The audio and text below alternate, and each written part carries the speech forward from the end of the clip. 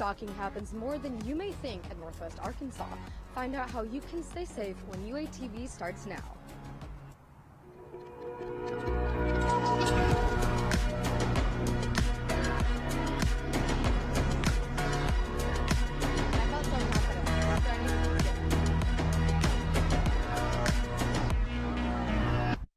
According to the Arkansas Valley Resource Center, 1 in every 6 women in the U.S. has been stalked in their lifetime. Police say it's important to know and understand the signs of being followed in public. UATV's Autumn Foltz joins us live with more. Right behind me is the Fayetteville Police Department, where I spoke to one sergeant on how you can figure out if you're being followed or not.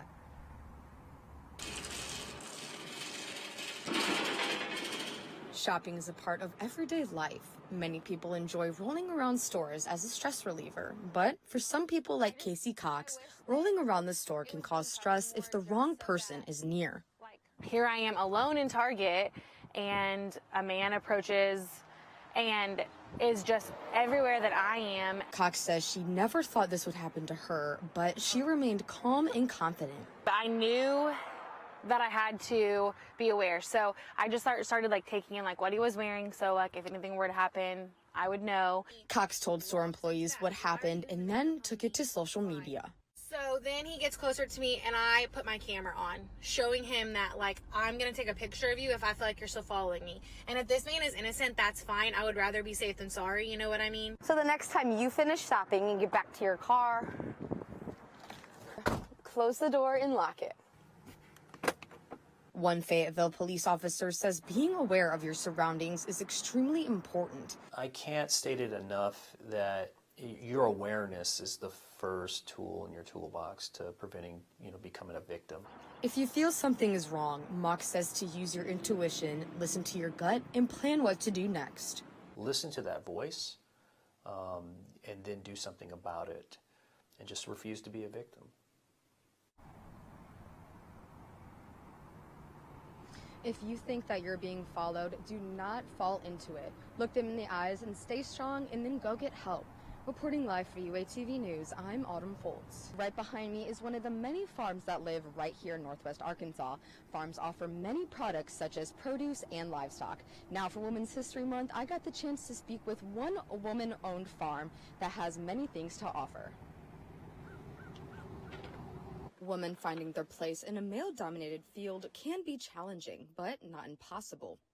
One beef cattle specialist says getting into the farm world is one of the biggest challenges women face. Making that first step or being involved, especially if they don't come from a farming or agriculture background. According to the U.S. Department of Agriculture, 39% of all Arkansas farmers were female in 2022, despite the 11% decrease in farms since 2017. If you just think back to 20 years ago, the animal science world was not as full of women as it is now. This change creates a difference on how the role of women is viewed. On the farm, the woman was considered the caretaker of the home, and now we've got scientists, we've got women farmers. One pair of sisters returned to their family farm in 2019 to continue their parents' legacy. It's a beautiful place to spend your time, and we love the animals and nurturing that, and then feeding our community. The eldest sister says they grew up on the farm after their parents moved to Arkansas for its cultivating environment. The humanity that's here, even when we're talking about animals, and the authentic nature of farming, right? It's just such a return to land, to method, to theory. Joss says no day is the same on the farm due to having many responsibilities. We are raising grass-fed and finished beef and lamb, and then also forest-raised pork. We sell honey. We make jam. My mom is a master canner. She makes jams and jellies. Justice says she is extremely fortunate for the women who came before her, paving a path in agriculture. It makes me very passionate to be a mentor to the next generation of women coming up in ag. Now, if you guys want to support other women businesses, you can go to the Fayetteville Farmers Market on Saturday. Reporting live for UATV News, I'm Autumn Foltz.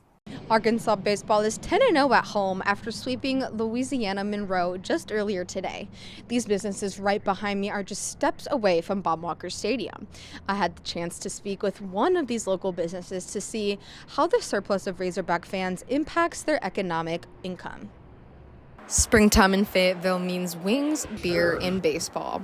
Foghorn Sports Bar has a huge responsibility, preparing for huge incoming crowds. Foghorn's general manager says the impact of Arkansas baseball is part of their bottom line. Arkansas baseball and Foghorns have become almost, synonymous. Like, you can't have one without the other. Like, we will literally start preparing months in advance. Hoskins says teamwork from the staff is the key to tackling large crowds. All hands on deck. Everyone's in it together. We all show up together, leave together, work the long hours together. The income of Razorback fans doesn't just mean a packed restaurant. It means an impact in revenue.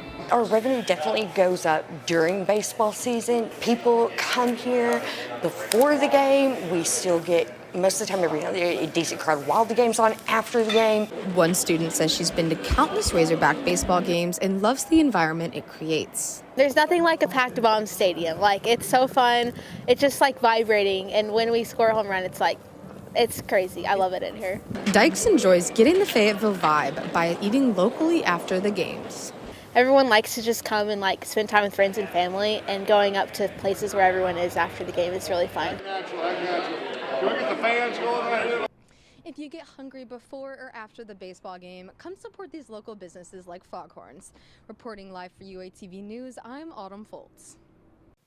The University of Arkansas and other Fayetteville schools have been canceled for the second day in a row, and this is due to the snow and the bad road conditions. Now, this winter weather has also caused other businesses in Fayetteville to close, including its very own recycling and garbage pickup services. Snow creates slick streets and hazardous driving conditions for all types of vehicles. Garbage trucks are known to be quite large and don't have good traction in the snow. Fayetteville's hilly terrain adds an extra degree of difficulty for these truck drivers. The risk of garbage trucks losing traction and sliding into a car or object on a slick street is high. The City of Fayetteville's Environmental Director, Peter Nierengarten, expresses that safety for the drivers comes first. We'll get by next Tuesday or next Wednesday, whatever their normal collection day is, and collect those materials. But we're just asking folks to hold those for 1 week until the roads are safer for us to drive on. Wednesday trash and recycling pickup services to the residential customers in Southwest Fayetteville will be at a halt until next week. If any customer already set their containers at the curb, Nierengarten advises them to leave them there until it's safe to retrieve them or leave them for the time being. Do not go out driving unless you truly have to. Reporting for UATV News, I'm Autumn Foltz. The fourth floor of the Arkansas Union welcomes home the Multicultural Center after being temporarily moved to Garland Avenue. I had the opportunity to come to the grand opening to see what was really renovated. Space is important to meet the needs of all students. The MCC ensures students have an opportunity to find their place on campus, to live out their authentic selves, and to find a community within that. The MCC's most prominent renovation is the inheritance of the entire fourth floor. The old University Programs Theater has been transformed into what they call the Pit, which connects both sides of the center. It's another meeting space for students to engage in community.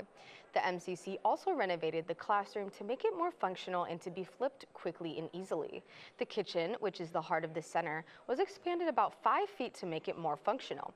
The Ann Cottrell Gallery is another piece that they took over. Some of the art that they have on display include a Martin Luther King Jr. painting and an Addie Roan House showcase. I had the opportunity to speak with MCC Director Adrian Smith to see what he thinks the center is all about.